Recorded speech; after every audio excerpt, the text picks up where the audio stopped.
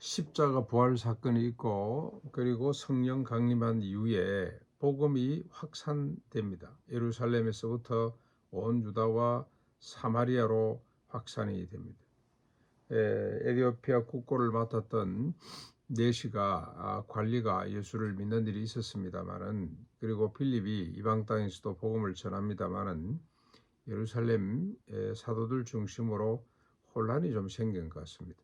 이 구약에 너무 익숙하기 때문에 이방인들도 구원을 받나? 이방인들도 하나님 백성이 되고 저들과 우리가 서로 십자가 부활로 하나 될 수가 있겠나, 이런 생각이 들었겠죠. 그러고 있을 때 뭐 가서 복음이 증거되는 거 확인도 하고 했습니다마는 조금 혼란 속에 빠진 것 같습니다. 그때 고넬료 사건이 벌어졌습니다. 고넬료라는 사람은 이달리아 부대 백부장이고요, 경건한 사람이고 온 집안이 더불어 하나님을 경외했던 사람이고, 그러면서 백성을 많이 구제하고 항상 하나님께 기도하던 사람이었습니다.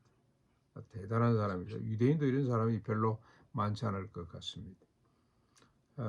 그런데 그 고넬료가 기도 가운데 환상을 봅니다. 하나님의 사자가 나타나서 요빠 무두상이 시몬의 집에 있는 베드로를 청하라고 그렇게 말씀을 하셨습니다. 이 말을 듣고 사람을 보냅니다. 자기 스라에 있는 사람들, 그리고 경건한 사람 한 사람을 딸려 보냈습니다. 이 말씀대로 요빠에 있는 베드로를 청하기 위해서 보낸 거죠. 이 의미가 뭐겠습니까? 이 고넬료라는 사람이 경건하고 온 집안과 더불어 하나님을 경외하고 백성들을 많이 구제하고 하나님께 항상 기도하는 사람입니다만은 이것 가지고 부족한 거죠. 플러스 알파가 있어야 된다는 겁니다. 그래서 하나님께서 그를 사랑하시고 그를 안타깝게 보셔서 베드로를 보냈고, 베드로를 보내신 또 이유는 또 플러스 알파죠. 플러스 알파. 베드로가 뭐 어떻게 보면은 사도들을 당시 예수 믿는 사람을 대표하는 사람이라고 할 수가 있는데, 베드로를 보내서 또 한 번 하나님께서 그들에게 확인시키고자 하는 것이 있습니다. 아무튼 이튿날 베드로가 제6시 기도하기 위해서 올라갔다가 낮 12시겠죠. 정오 기도가 있었던 모양입니다. 아마 이게 3시간 단위로 기도하지 않았나 그런 생각이 드는데, 아무튼 기도하고 시장에서 먹을 것을 준비하고 있을 때 하늘이 열리면서 한 그릇이 내려오는데 그 안에는 각종 네발 가진 짐승 기는 것과 공중에 나는 것들이 가득했습니다. 아마 이게 아주 부정한 동물들, 그리고 곤충들, 이런 것들이겠죠. 그런데 갑자기 잡아먹으라, 베드로야 잡아먹으라는 소리가 들립니다. 그러자 베드로가 아이고 그럴 수가 없습니다. 이 부정한 것을 어떻게 제가 먹습니까? 그것도 날글로 안 됩니다 라고 이야기를 했겠죠. 그러자 하나님이 깨끗하게 하신 것을 네가 속되다고 말하지 말라고 말씀을 합니다. 이렇게 3번 이야기하고, 그게 뭐 한 번 들었다고 되겠습니까? 뭐 우리 보고 하라 그래도 지금 끔찍한데, 그래서 안 된다 안 된다 그러니까 3번이나 반복해서 하나님이 깨끗하게 하신 것을 네가 속되다고 하지 말라고 3번이나 반복해서 말씀하시고 그릇이 하늘로 올라갔습니다. 무슨 의미겠습니까? 지금 자꾸 사도들이 이방인들도 예수를 믿는 게 이게 맞냐?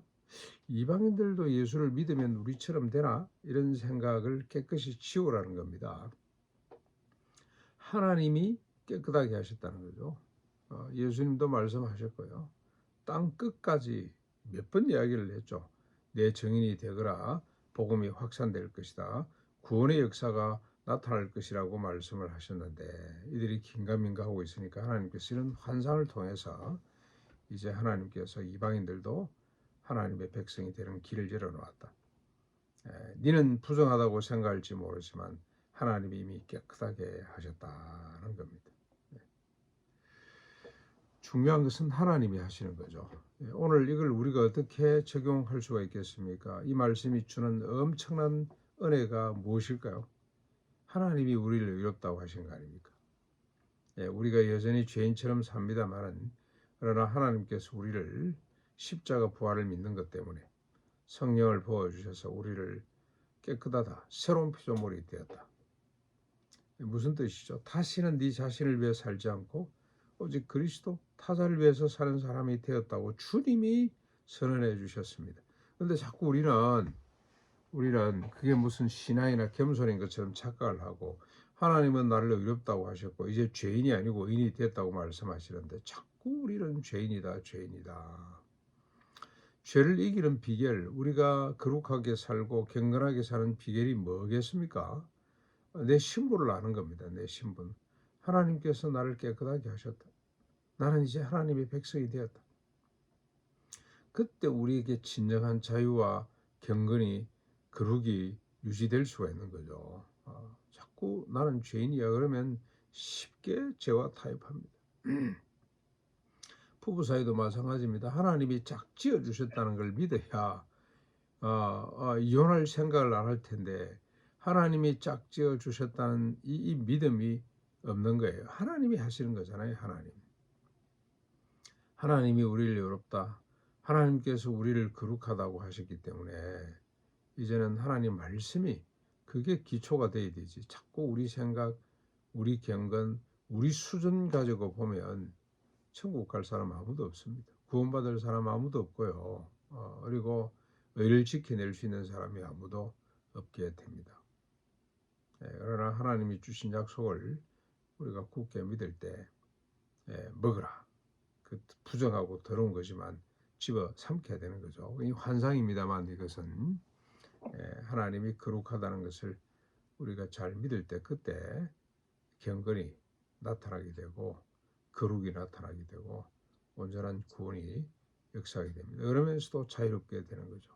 자유로우면서도 철저하게 선을 지키게 되는 것이, 이게 경건의 비밀이라고 할 수가 있습니다. 오늘도 하나님이 깨끗하다고 하신 것을 우리 스스로가 부정하다고 말하지 않는 그런 아름다운 삶을 살아낼 수 있기를 바랍니다.